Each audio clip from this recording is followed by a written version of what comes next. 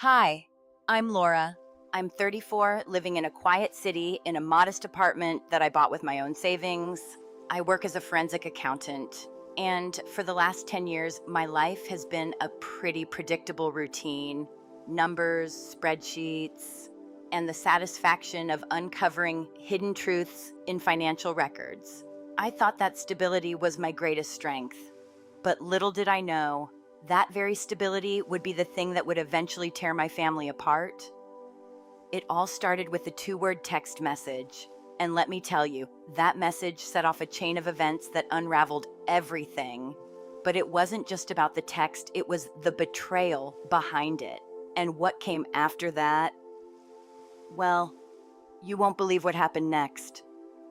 For as long as I can remember, I've always been the responsible one in the family. You know, the type that could balance her checkbook at 12 years old, the person who always played by the rules, and the one who made sure everything was in order. My older brother, Mark, though he was the complete opposite: the charmer, the life of the party, the one who could talk his way out of anything, no matter how much trouble he got into. While I was always buried in books, he was out making friends and living life with this effortless ease that seemed to come naturally to him. He could get away with things I would never even dream of trying. It was almost like he had this magnetism, this way of drawing people to him, and I just kept to myself. My parents, Susan and David, loved that about him.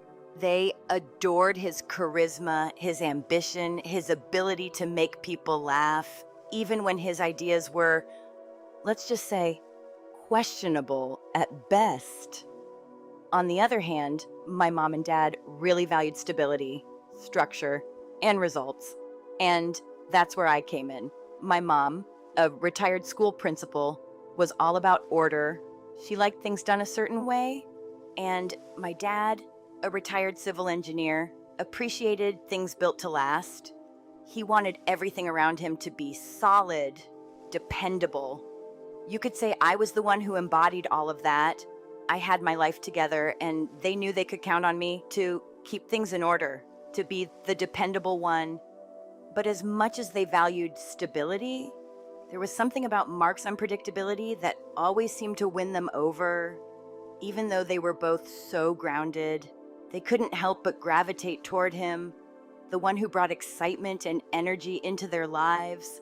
It wasn't like I wasn't loved or appreciated, though it's just that, in comparison to Mark, I always felt like the distant moon to his bright shining sun. It was clear from early on that Mark was their favorite. He could do no wrong in their eyes, even when his choices were reckless. And in a way, I understood it. Mark was their son, after all. He was charming and fun, someone you wanted to be around. He had this infectious energy that drew people to him, while I was the one who stayed quiet, who did the right thing, who followed the rules. I'd often joke that Mark could sell sand to a desert, but me? Well, I was the one who made sure we had a steady supply of water. But here's the thing. It wasn't just about being the responsible one or the fun one. It went deeper than that. My role in the family dynamic was set early on. I was the one who kept everything running smoothly, and that was the role I played, at least. That's what I thought. When my grandfather passed away and left behind a considerable inheritance, it became clear that things were going to change. The inheritance wasn't just a few pieces of jewelry or some savings. It was a massive portfolio of commercial properties and investments.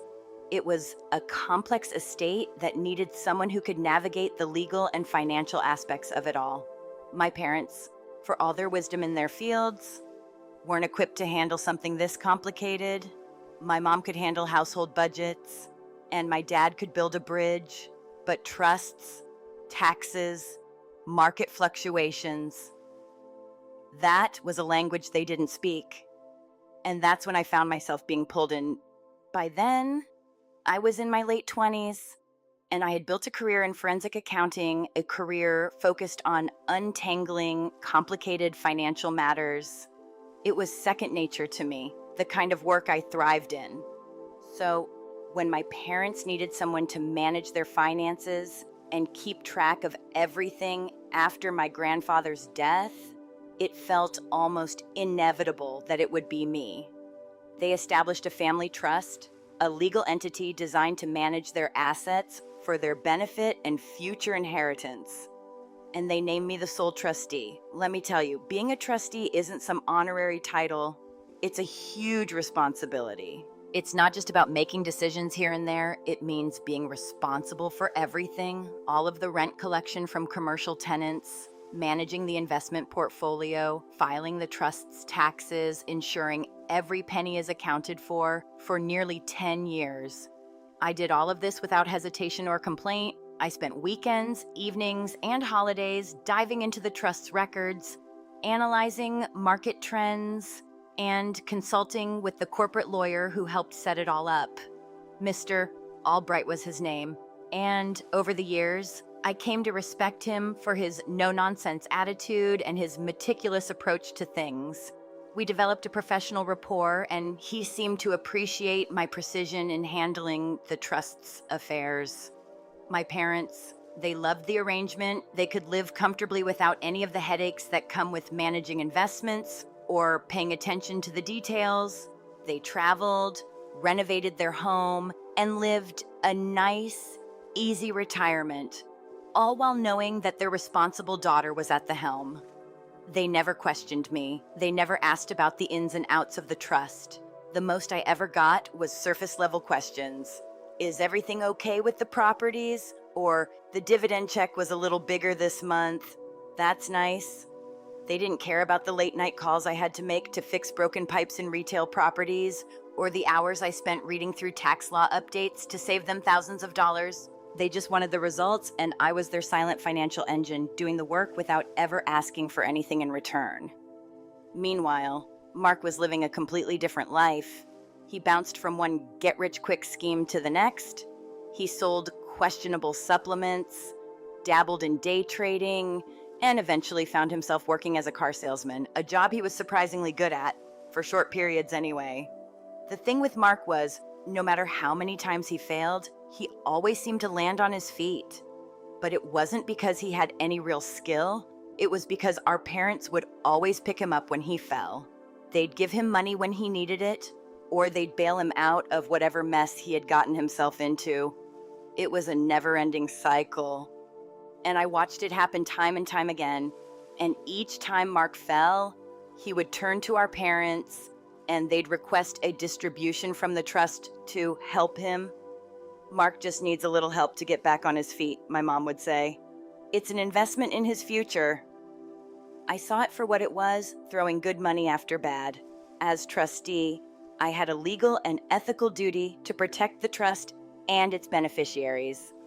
My parents, but every time Mark came asking for money, I found myself in a bind. Giving him large, undocumented sums wasn't in their best interest, and I had to explain that to them, but they didn't want to hear it. They didn't want to understand why this was a bad idea. It's our money, Laura, my dad would say. We'll tell you what to do with it. And legally, they were right. They were the beneficiaries. They could direct me to make distributions, but it created this unspoken tension between us. I was the gatekeeper, the one they had appointed to make sure their money was protected, but they started resenting me for it. The requests for money became more frequent. Mark wanted to start his own used car dealership, and he needed a massive capital infusion. I advised against it. I gave them a detailed analysis of Mark's financial history, showing how high risk that investment was and how much he had already lost in his previous ventures. I told them that if they gave him the money, they'd be jeopardizing their long-term financial health. It was a reckless idea. But of course, my mother didn't see it that way.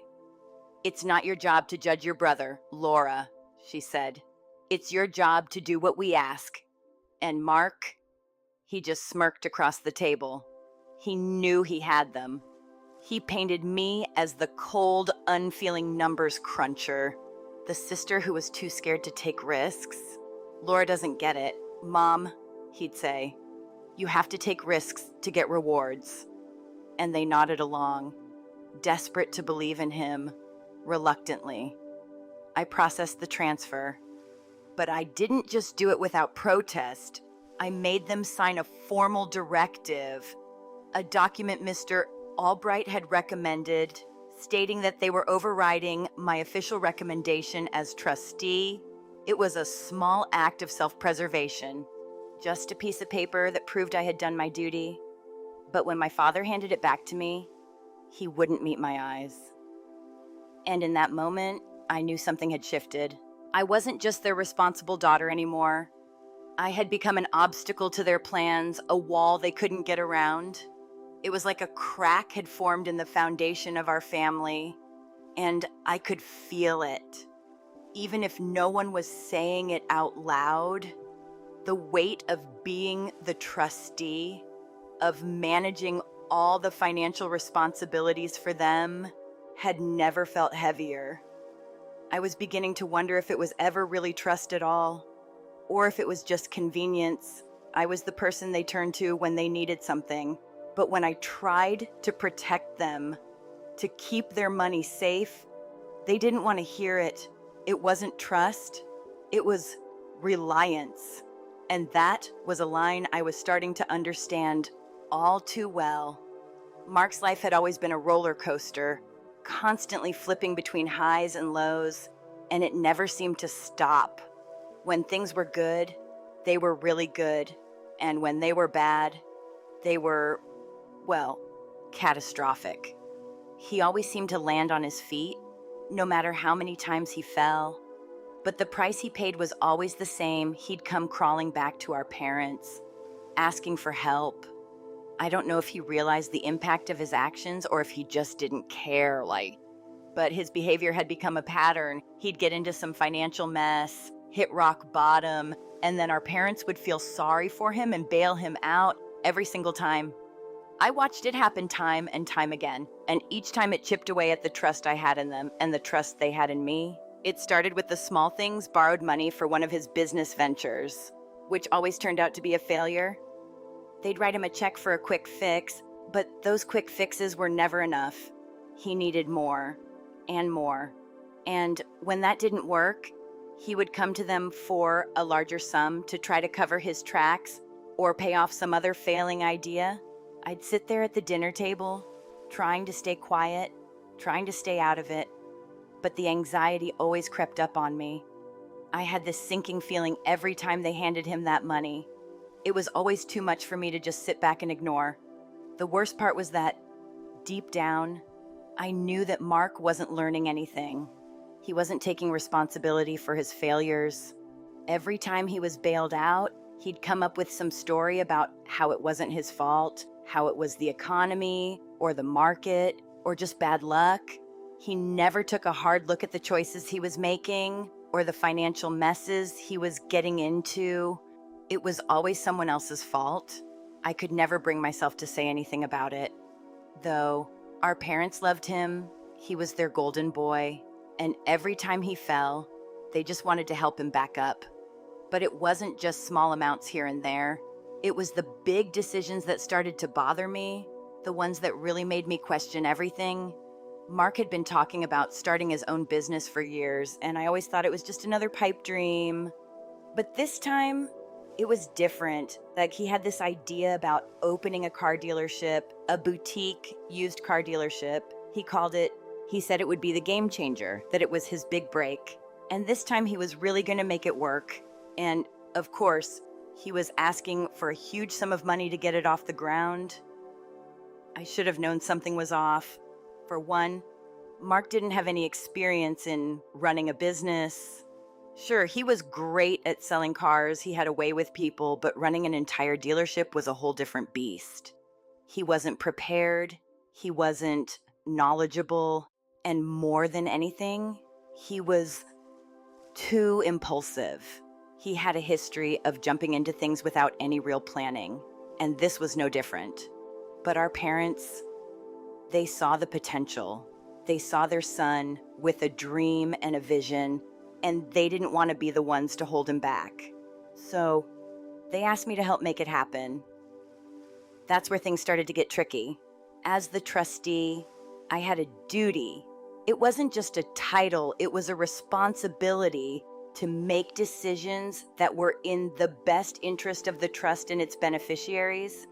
And let me tell you, putting that into practice was not always easy. Mark's idea was risky, too risky, and the money he wanted wasn't small change. We're talking about a huge chunk of the trust's assets. And if I gave him the money, I knew it would put our parents' future at risk. This wasn't just about a failing business idea. It was about jeopardizing their retirement, their security, everything they'd worked for. But of course, when I started voicing my concerns, that's when the cracks in the family dynamics started to show. I tried to explain why it wasn't a good idea. I went over the numbers with them, showed them how high the failure rate was for car dealerships, how the market was unpredictable, and how the amount of money Mark was asking for would require liquidating some of the trust's most stable assets. I laid it all out, point by point, explaining why this was not a decision that should be made lightly. But my parents, they didn't want to hear it. They wanted to believe in Mark. They wanted to support him, to help him make this dream a reality. It was like my words didn't matter to them anymore. And the more I spoke, the more I felt like I was fighting a losing battle. My father, in particular, was adamant. "Laura, it's our money," he would say, his voice firm. "We're telling you what to do with it." And that was the crux of it. Legally, they were right. They were the beneficiaries of the trust.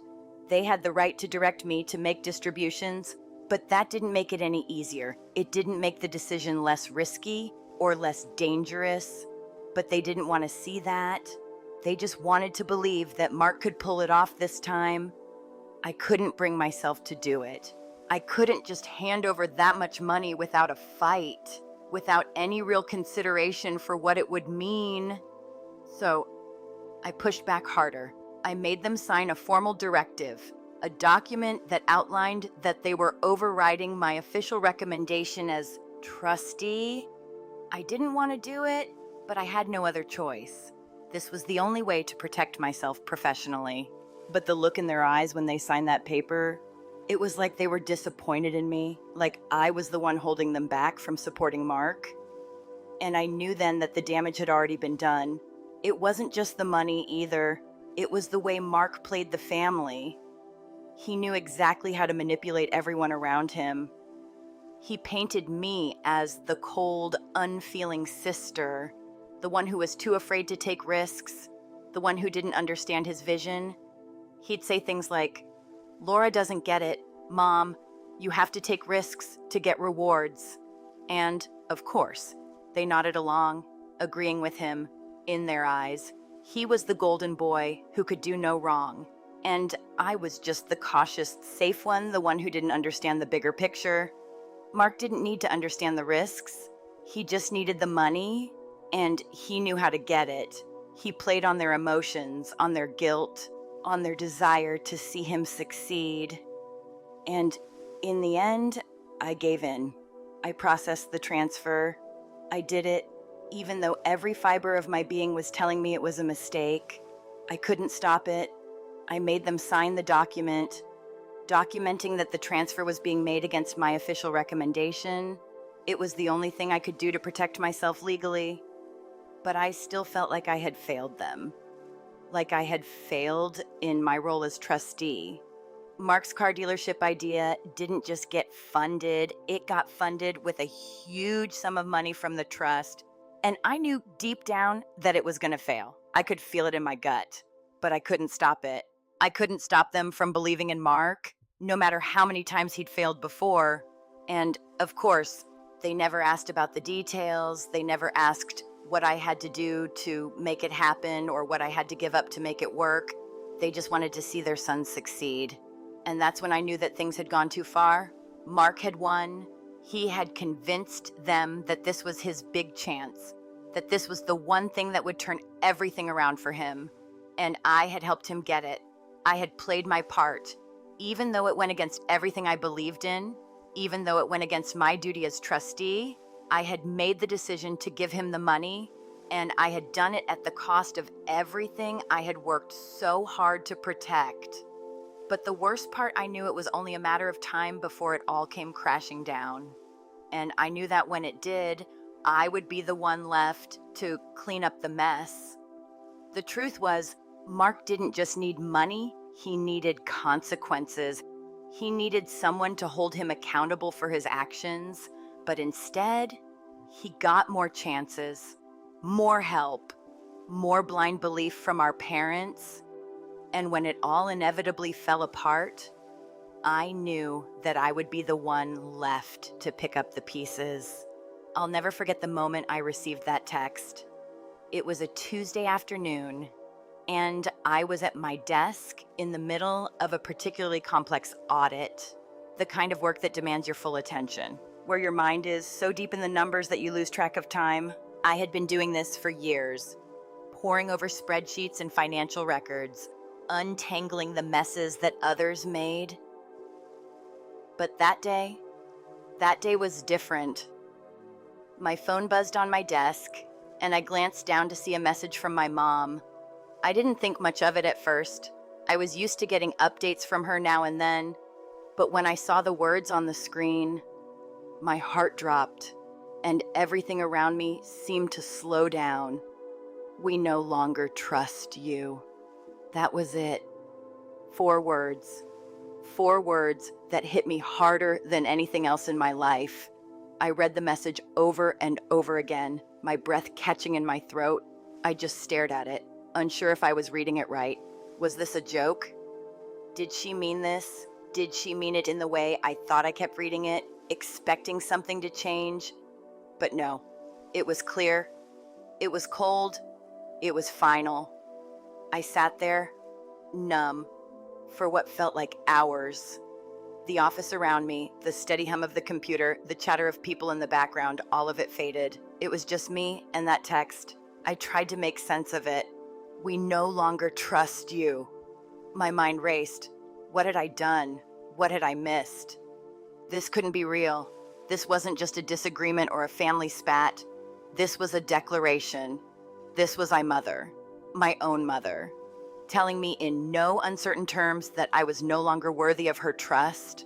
I could feel the weight of those words pressing down on me.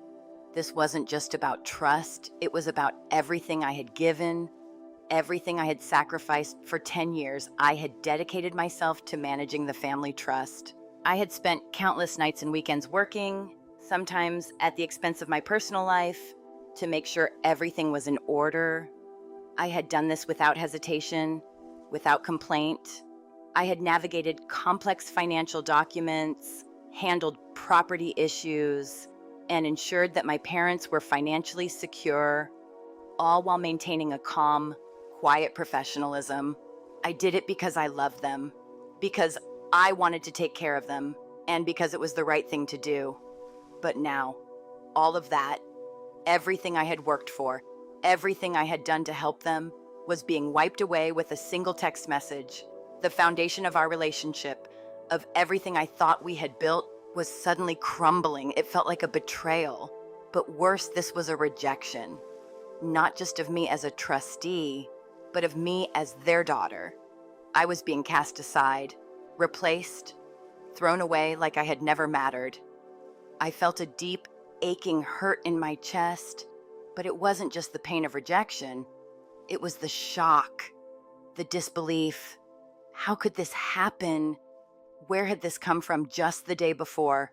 Everything had been fine. We hadn't talked about anything serious, but we hadn't had a falling out either. There was no fight, no buildup, no explanation. Just this, a text message. There was no call, no conversation, no effort to explain, to talk it through. It was just a declaration, dropped on me like a bomb. And then silence. I sat there for a long time, my fingers hovering over the phone. Should I call her? What could I even say? My hand trembled as I reached for my phone, but as I did, I realized something. What was there to say? This wasn't a conversation. This wasn't something that could be fixed with a few words. This wasn't just a misunderstanding. This was a decision they had made, and I had no part in it. It wasn't like the times we disagreed before, when we'd worked through things. This wasn't about a choice I made or something I had done wrong.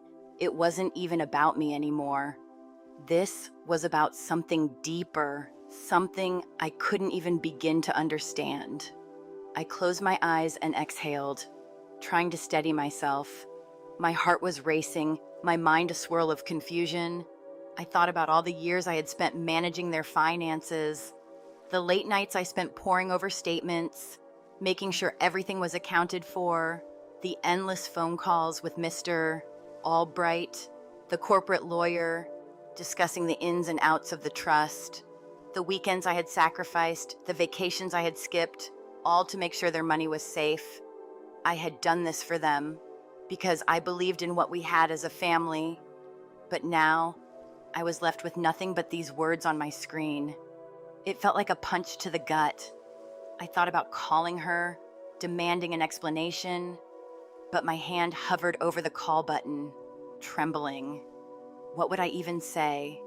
How could I defend myself against something I didn't understand? How could I explain myself when I wasn't even sure what had happened? There was no context in the message, no explanation, just those 4 words: "We no longer trust you." Was this just frustration from something else?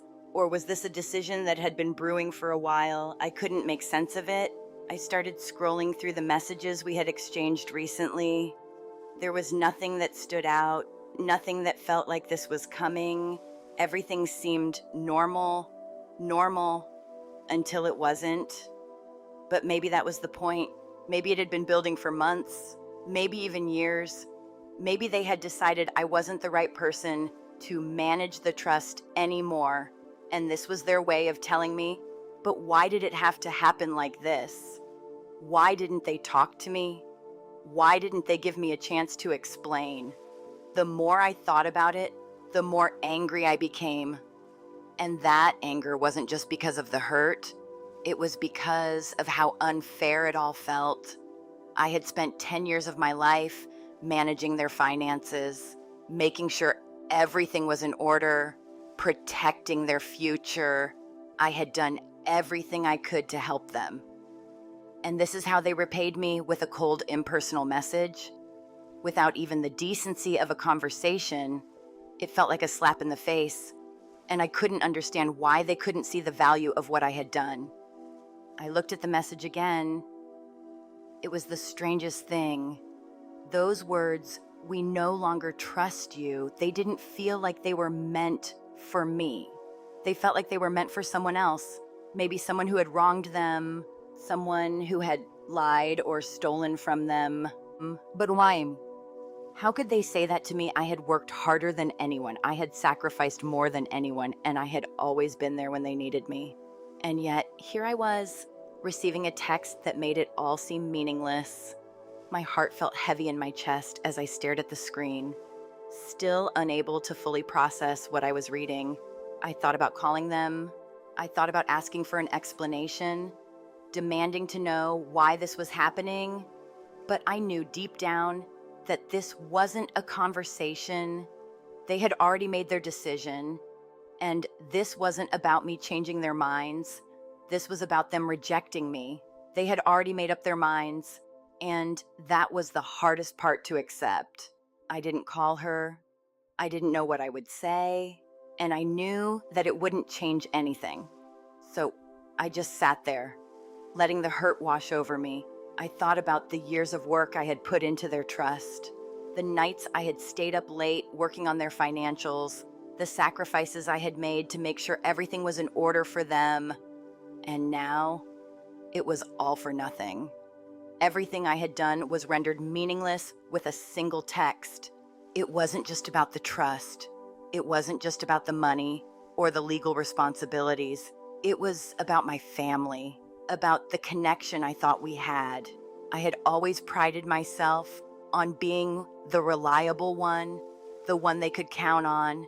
But now, it felt like I had been discarded, like none of it mattered. And the worst part, I didn't even know why. I didn't call them. I couldn't. I didn't know what to say, and I didn't know if I could handle what they might say in return. I didn't want to hear their excuses. I didn't want to hear how they thought they were right. I just wanted to know why. Why this sudden betrayal? Why this sudden rejection? Why couldn't we talk about it? Why couldn't they have come to me first? That text wasn't just a message. It wasn't just a few words sent from one phone to another. It was the moment that everything changed. It was the moment that the foundation of my family, the trust I thought we had, started to crumble, and I didn't know how to pick up the pieces. The silence that followed that text was deafening. But what came next hit me even harder. I had no idea how or why things had gotten to this point, but what I didn't know then was that Mark had been working behind the scenes to poison my parents against me. He wasn't just playing the victim, he was spinning a story that painted me as the villain. And the worst part, they believed it, without question, without hesitation. Just like that, I went from being their trusted daughter to the one who was suddenly unworthy of their trust. It wasn't just a misunderstanding, either. It was a full-on campaign of manipulation. Mark had made sure to plant the seeds of doubt in their minds long before the message came through. He played on their emotions, using every trick he knew to make them think that I was the one who had wronged him. But it wasn't enough to just make them question me. He needed to take it further. He needed them to believe that I was actively sabotaging his chances at success, that I was the one preventing him from getting what he needed. And that's exactly what he told them. He told them that when I processed the transfer for his car dealership, I had deliberately delayed the funds, that I had put a hold or a flag on the money, thus keeping him from making the deal with a reputable supplier. According to Mark, if I hadn't delayed the transfer, he would have had the cars, the dealership, everything. Instead, because I had held things up, he was forced to go with a riskier deal, which ended up being a scam, and the whole time, he twisted the narrative to make it seem like I was doing it out of jealousy, that I never wanted him to succeed. He painted me as the one who was trying to sabotage him, to keep him from reaching his potential. And that lie, that ridiculous, baseless lie, was the story my parents bought into. It wasn't just a minor misstep on their part. They fully embraced it. They believed it. They had always trusted me with their finances, always relied on me to make the right decisions. But now, suddenly, I was the bad guy. I was the one who was keeping them from helping Mark, and they couldn't see it any other way. I was no longer the responsible daughter who had always taken care of them. I was the cold, unfeeling administrator who didn't understand family, the one who played it safe while Mark, their golden boy, was out there taking risks. Mark had painted the picture so perfectly that they couldn't see the truth. They couldn't see that I was the one who had been trying to protect them. I had been the one looking out for their best interests, even when they didn't want to hear it. But in their blind trust of Mark, they completely dismissed me. They didn't question his version of events. They didn't even think to ask me for my side of the story. That hurt more than I can even put into words. It wasn't just the fact that they believed Mark's lies. It was that they didn't even give me the opportunity to defend myself. They didn't care to hear what I had to say, to understand my reasoning. They just accepted his narrative without question, without any thought for the years of trust and loyalty I had shown them. It wasn't about the money anymore. It wasn't about the trust or the financial decisions. It was about family. It was about loyalty. And in that moment, I felt like I had been completely and utterly betrayed. I had always been the one to support them, the one who was there when they needed help, the one who kept everything running smoothly. And now, I was being thrown under the bus by the very people I had spent so much time and energy trying to protect. I knew that Mark had always been a bit of a mess, but I never expected him to go this far. I never imagined that he would stoop so low, that he would use our family's trust against me in such a malicious way. It was one thing to be irresponsible, but this was calculated. He had set me up to take the fall for everything. He made it seem like I was the one who had messed up, that I was the one who had ruined his business opportunity. And my parents, in their desperation to believe in him, just ate it up. I don't know when it happened exactly, but somewhere along the way, Mark had become their golden child, the one they believed could do no wrong. They'd always supported him, always believed in him, even when he failed, even when he made reckless decisions. But now, they had put him on this pedestal, and I was the one left behind. I was the one who had always been reliable, the one who had worked tirelessly to protect their future. But it didn't matter anymore. Mark had painted me as the enemy, and that was all they could see. The worst part was that I couldn't even bring myself to confront them about it. I had tried, of course, to talk to them in the past about Mark's behavior, about the financial risks he was taking, but they never listened. They didn't want to hear it. They just wanted to believe in him, in his potential, in the idea that he was going to turn everything around. And now, with Mark's story taking root, I couldn't even defend myself. I couldn't even try to explain what had happened, because they had already made up their minds. They had already chosen him over me. I tried to reach out to ask for some kind of explanation, but it was useless. They wouldn't talk to me. They wouldn't even acknowledge what was happening. They had decided that I was the problem, and no amount of reasoning was going to change that. I had become the obstacle, the one standing in the way of their perfect vision of Mark's success. And as much as it hurt, I knew there was nothing I could do to change their minds. So I made a decision. It wasn't an easy one, but I knew I couldn't keep living this way. I couldn't keep fighting for something that wasn't even there anymore.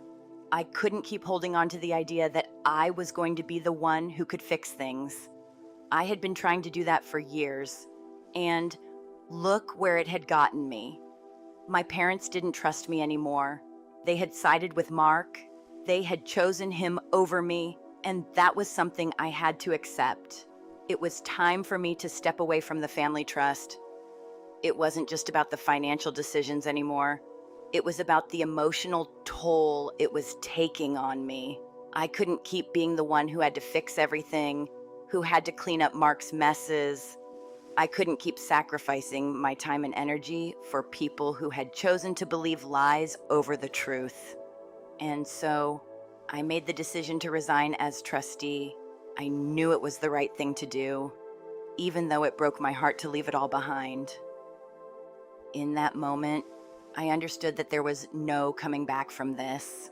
The trust was no longer a symbol of family, of shared goals and mutual respect. It was just a business arrangement, and as painful as it was, I knew I had to let it go. I had to step away and let them deal with the consequences of their choices. I couldn't keep holding on to something that wasn't mine anymore. I had been replaced, and as hard as it was to admit, I had to accept that the family I thought I knew, the family I had worked so hard to protect, was no longer the same, and I had to let it go. After that text, I was numb, confused, and hurt. But what I knew, deep down, was that this was a turning point. They had made their decision, and there was no turning back. My parents had fired me not just as their daughter, but as the trustee. As much as I wanted to scream, as much as I wanted to demand an explanation, I knew it was pointless. They had made their choice. So I decided to implement what I came to call the understood protocol. It wasn't about getting revenge or making a grand gesture. It was about compliance absolute, cold compliance. I would accept their decision and withdraw from the responsibilities they had entrusted me with. I would give them exactly what they wanted me out of their lives. At first, it seemed like the simplest thing to do. They didn't trust me anymore. Fine. I would stop managing their affairs. I would stop being the one who kept everything running smoothly, no more overseeing the trust's investments, no more dealing with property management issues, no more being their go-to person for everything. They didn't trust me, so I wouldn't act on their behalf. I thought that stepping away would be easy, that it would just be a matter of walking away and moving on. But I quickly realized that I was dealing with something much more complicated. The first step was to resign from my role as trustee. That wasn't hard to do. It was a simple, professional decision. I wrote up my resignation letter, citing the irreconcilable differences and the loss of trust as the reason for stepping down. I sent a copy to my parents, and I also forwarded it to Mr. Albright, the trust's lawyer. That I thought would be the end of it. But in the back of my mind, I knew it wasn't going to be that simple. They had no idea what they were about to lose.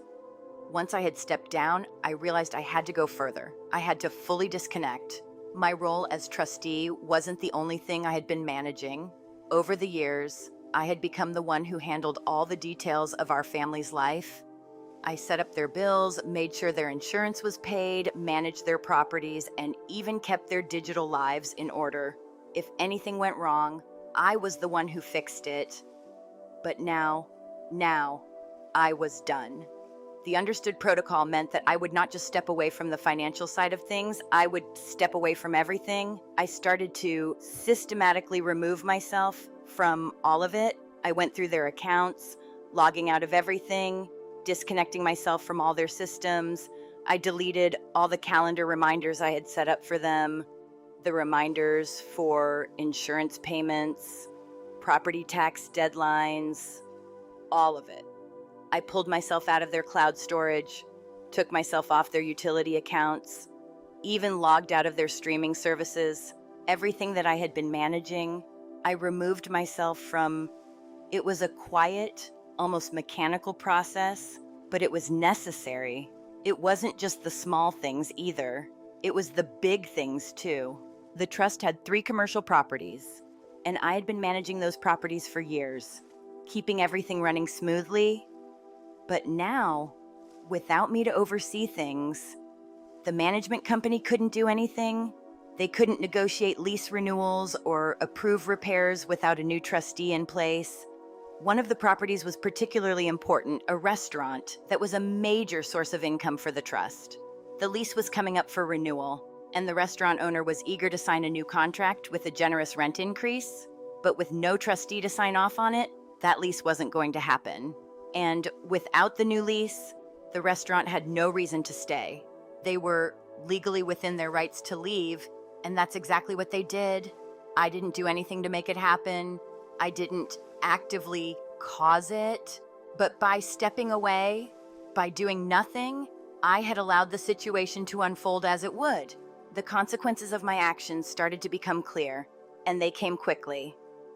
A few days after I had started the understood protocol, I received an automated email about a service that had been canceled, a quarterly pest control service for one of the properties.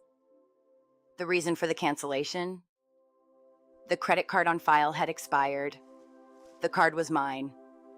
I had set it up years ago to handle recurring property expenses, but now I had canceled that card. I didn't respond to the email. I didn't do anything to fix it. It wasn't my responsibility anymore. Let them deal with it. It didn't stop there. A few days later, I got another email. This one was from the company that managed the trust's investments. There had been a margin call, a technical issue, a result of market volatility. It was a big deal, and the trust needed to either deposit more funds or liquidate part of their holdings to cover the call. Normally, I would have handled this immediately. I would have analyzed the market, made the necessary decisions, and kept everything running smoothly. But now, I didn't have access to the accounts. My access had been revoked the moment I stepped down. The alerts were being forwarded to my father's email, but I knew he wouldn't understand the issue. He rarely checked his email, let alone understood the complexities of investments. And the deadline for a response was fast approaching. I watched the clock tick down, knowing that if no one responded, the trust would lose a significant portion of its portfolio. But that wasn't my problem anymore. I didn't intervene. I didn't try to fix anything. I let everything fall apart, and it didn't take long for it to do just that. The bigger issue, though, was the properties. Without me to manage the contracts, the property management company couldn't make decisions. They could collect rent, but they couldn't do anything else. They couldn't authorize repairs, negotiate leases, or deal with tenants. And there was one property in particular that I knew was about to become a problem. A building that housed a restaurant, a successful one, that was about to sign a new lease. But because no one could sign the lease renewal without a trustee, that deal was about to fall apart. And it did. The restaurant owner found a new location, and just like that, the trust lost one of its most profitable tenants. I didn't do anything to stop it. I didn't try to intervene. I simply let it happen. I wasn't being malicious. I wasn't trying to hurt anyone. But the reality was clear without me in the picture. Everything started to unravel. The trust was no longer a finely tuned machine, it was a mess, with no one to steer the ship. The silence from my family continued, but it wasn't the same as before. This time, it wasn't just awkward silence. It was the silence of a system falling apart. It was the silence of consequences. They had made their decision to cut me off, and now they were starting to see what it would really cost them. The first domino fell with the pest control service, then came the margin call, then the restaurant lease. Each one was a quiet catastrophe, and I watched it all unfold, knowing that I had played my part in it not by acting, but by doing nothing. And as time passed, the consequences only grew worse. Bills went unpaid, investments were liquidated at a loss, and more services were canceled. But none of it was my responsibility anymore. I had accepted their decision, and in doing so, I had let the pieces fall where they would. I didn't feel guilt. I didn't feel anger either. I just felt distant, detached. It was like watching a train wreck from a distance, knowing that you could have stopped it, but choosing not to. I wasn't trying to punish them. I wasn't trying to prove a point. I was simply honoring the decision they had made. They didn't trust me, so I wouldn't act on their behalf anymore. The chaos that followed was a natural consequence of their own choices. They had fired me, and now they had to deal with the fallout. I was no longer the person holding things together. And without me, everything began to unravel. The trust, the investments, the properties, they all needed someone to manage them, and that someone wasn't going to be me. They had made their choice. And now they were going to see what it felt like to be without me. I wasn't a villain. I wasn't trying to get revenge. But the truth was simple. They had made this bed, and now they had to lie in it. The understood protocol was my way of stepping away, of accepting their decision, and letting the consequences of their actions unfold. And it was beautifully simple. Just let things happen as they would. And in doing so, I knew one thing for sure: the trust was crumbling, and I had nothing to do with it anymore. The aftermath of my resignation as trustee was swift, and as much as I had anticipated the fallout, nothing could quite prepare me for how quickly the trust began to grind to a halt. It was like watching a well-oiled machine suddenly lose its operator. The wheels kept turning for a little while, but without anyone at the helm, the inevitable breakdown was right around the corner. When I stepped away, the trust became paralyzed. I had been the one managing every decision, from handling property leases to overseeing investments and ensuring that the beneficiaries, my parents, were financially secure. But now, it was a void. Without me, no one could step in. The legal structures were clear. All decisions, big or small, required the approval of a trustee. And since I was no longer in place, the trust was frozen. The management company couldn't make repairs without approval. The accountants couldn't process distributions, and any legal documents that needed a signature went unsigned. It was a complete standstill. I thought it would take a little longer for my parents to realize what had happened, But they didn't get it not right away. They didn't understand that the minute I resigned, the trust was inoperable. They had assumed that their golden boy, Mark, could somehow step in and handle things. He had always been good at talking his way out of trouble, and they believed that his charm could fix everything. But they were wrong. Mark was financially clueless. He had no idea how to manage the portfolio, how to deal with tenants, or how to navigate the complexities of the trust. The problems were building.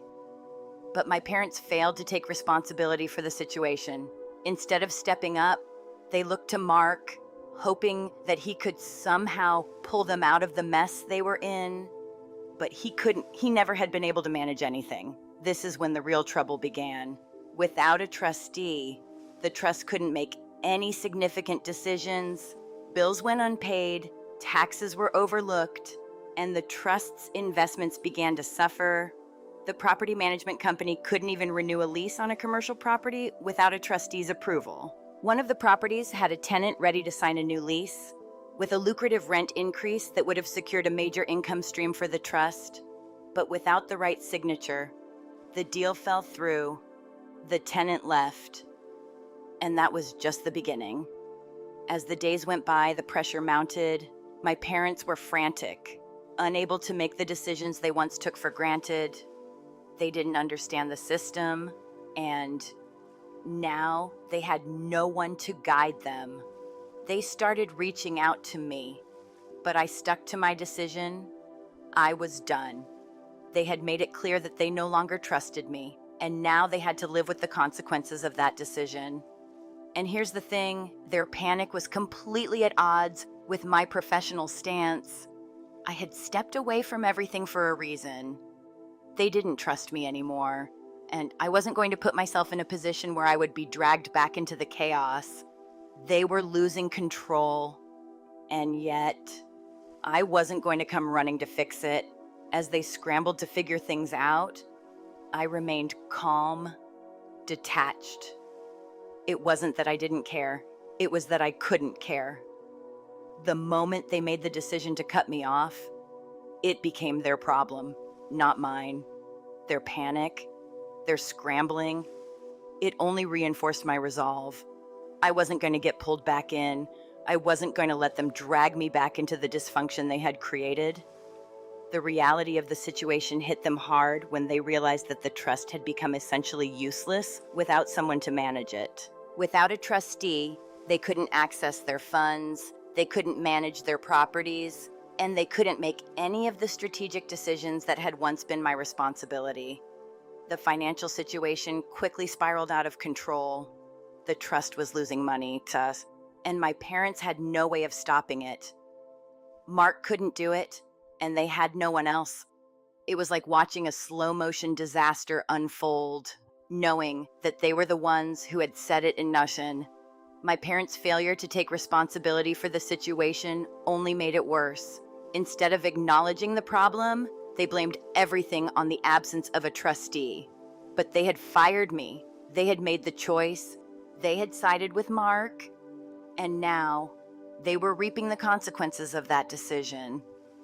The problem wasn't the lack of a trustee. The problem was their refusal to face the reality that they had made a mistake in choosing him over me. They couldn't bring themselves to admit that they had been wrong. Meanwhile, I continued my life. I focused on my work. I didn't let their problems pull me back in. I knew that I couldn't fix it anymore. I had done everything I could. I had managed the trust for years, working tirelessly to make sure they were financially secure, to protect their future. But now, they had to figure it out themselves, and they weren't going to like the outcome. When the financial crisis hit, it was inevitable. The trust had started to lose money, and there was no one left to stop it. My parents had to make hard decisions, decisions that I had warned them about, decisions that they hadn't listened to when I was in charge. But it was too late. The damage had been done. And when they finally realized the full extent of their mistake, they were faced with the brutal truth without me. Their financial stability was gone. and it was only a matter of time before the trust fell apart completely. This wasn't about revenge. It wasn't about me getting back at them. This was about letting them face the consequences of their actions. I had walked away from everything. I had respected their decision, and in doing so, I let the trust crumble under its own weight. And as I watched them struggle to keep it together, I realized something: they had never really trusted me at all. They had trusted my ability to manage the finances, to make everything run smoothly, but they had never trusted me, the person. They had always put Mark first, always believed in his potential, always hoped that he would come through, and now they were paying the price for that misplaced faith. The legal and practical fallout was inevitable, but the personal fallout, that was the hardest part. My parents were devastated, but it wasn't just about the money. It was about everything that had been shattered: the trust, the relationship, the family dynamic. It was all falling apart. And no matter how much they panicked, no matter how much they tried to call me back, the damage had been done. I had stepped away. I had accepted their decision, and now they had to face the consequences. It wasn't my problem anymore. Months have passed since I made the decision to step away from my family's trust. It was a choice that felt right, no matter how painful it was at the time. Watching everything unfold, I came to realize that stepping aside was, in fact, the most powerful act I could have taken. In the beginning, I thought it would be a quiet retreat, that the world would just keep turning. But, oh, how wrong I was. What followed was a brutal, eye-opening collapse of everything my parents had built. And, in a way, it was all out of my hands. My parents, once so comfortable, now found themselves grappling with the consequences of their own decisions. Without me there to manage the finances, things began to slip. It started: small missed payments, overdue bills, and then bigger problems started piling up. Their lifestyle, one that they had spent years building, crumbled beneath the weight of their inaction. The real shock came when they realized that Mark wasn't the savior they thought he would be. He couldn't fix anything. He had no clue how to manage their finances, how to negotiate leases, or how to keep everything from falling apart. Their once steady, secure life was now full of uncertainty. The financial decline was swift and unforgiving. They had trusted Mark to handle things, but he failed. And with every failed attempt, the trust's financial position worsened. They could no longer afford the lifestyle they had once enjoyed. Expenses started to pile up, income from the properties began to dwindle, and the investments they had relied on for retirement weren't yielding the returns they once did. Watching this from the outside, I knew that they had brought this upon themselves. They had chosen to turn their backs on me, to embrace Mark's reckless vision, and now they were dealing with the fallout. As much as it hurt to watch, I couldn't feel sorry for them. They had made their choices, and now they were living with them. And then there was Mark. His life, too, was falling apart. And in many ways, it was even more devastating than my parents' financial struggles. The business he had pitched to them, his car dealership, had been a complete failure. He had lied to them, manipulated them, and used their trust to prop up his own floundering dreams. But when it all fell apart, he didn't have the strength or the responsibility to face it. Instead, he ran. He left town, leaving behind the wreckage of his failed ventures. I heard through Aunt Carol that he was living with a friend in another state, back to selling cars, barely scraping by. His relationship with our parents, once so close, was destroyed. And it wasn't just about the business. It was the way he had betrayed them, the way he had used them, and how he had taken everything for granted. He had burned every bridge. As for me, well, the aftermath has been more complicated than I imagined. There's a bittersweet feeling when I look at how things have played out. On one hand, I've moved forward with my life. I've grown in ways I didn't expect. My work has flourished. I've taken on new projects. And I've even found someone who values me for who I am, someone who sees my worth beyond the role I played in my family's financial structure. But even now, there's a part of me that wishes things had been different, that my parents had seen what was best for them before it all fell apart, that Mark had taken responsibility for his actions rather than blaming everyone else. But life isn't like that, is it? You can't change people, and sometimes the only thing you can do is step aside. Stepping aside, removing myself from the equation, wasn't an act of cruelty. It was an act of self-preservation. But also, in a way, it was a way to let them face the consequences of their actions. By doing nothing, I forced them to confront what they had built, what they had allowed to happen. I gave them the opportunity to be the reality of the situation, to realize that I had always been the one who had held everything together. The power wasn't in my ability to fix things, it was in my decision to let them break. I had spent years cleaning up after Mark's messes, smoothing things over with my parents, and sacrificing my own happiness to keep the peace. But peace isn't always what people need. Sometimes they need to face the chaos they've created. And in the end, it was that chaos that brought them to their knees. Looking back, I don't regret my decision. It was the hardest thing I've ever done. But it was also the right thing. If I had stayed, if I had tried to fix it, I would have only been enabling the cycle. My parents would have continued to lean on me, Mark would have kept making reckless choices, and I would have stayed stuck in a role I never asked for. Stepping aside wasn't just about them. It was about me taking control of my own life, about no longer being the scapegoat for their mistakes. It was about freeing myself from a responsibility that I never should have had to bear. I'm not sure if my parents will ever fully understand why I did what I did. They've apologized, but it doesn't change anything. The trust has been dismantled, their financial stability is gone, and they're left trying to pick up the pieces. Mark is nowhere to be found, and their world has come crashing down around them, but I can't help them anymore. I tried, and in the end, my effort was wasted. Now, they have to rebuild, and they have to do it without me. As for me, I've learned a lot through all of this. I've learned that sometimes the hardest decisions are the most necessary. I've learned that loyalty can only go so far. And I've learned that letting go, letting people face the consequences of their choices can be the most powerful thing you can do. I don't know what the future holds for my family. Maybe they'll rebuild. Maybe they'll find a way out of this mess. But I know one thing for sure, I'll be just fine. I'm no longer tethered to their chaos. And that, in itself, is a form of freedom.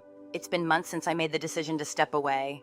And while it hasn't been easy, I can honestly say I've found a sense of peace that I never had before. It's like a weight has been lifted off my shoulders. For years, I carried the burden of a family's expectations, their trust, their chaos. But now, I'm free of that. My life is my own, and I'm living it in a way that feels authentic and true to me. I've been able to focus on my work, my passions, and my personal life without the constant stress of trying to fix everything for everyone else. And for the first time in a long time, I'm genuinely happy. It's a strange feeling, peace. After all the drama, after all the betrayal, I didn't think it was possible. But sometimes, when you let go of the things that hold you back, you make space for something better. And that's exactly what I've done. I've learned that I'm stronger than I thought, and that sometimes the best thing you can do for yourself is to walk away from things that no longer serve you.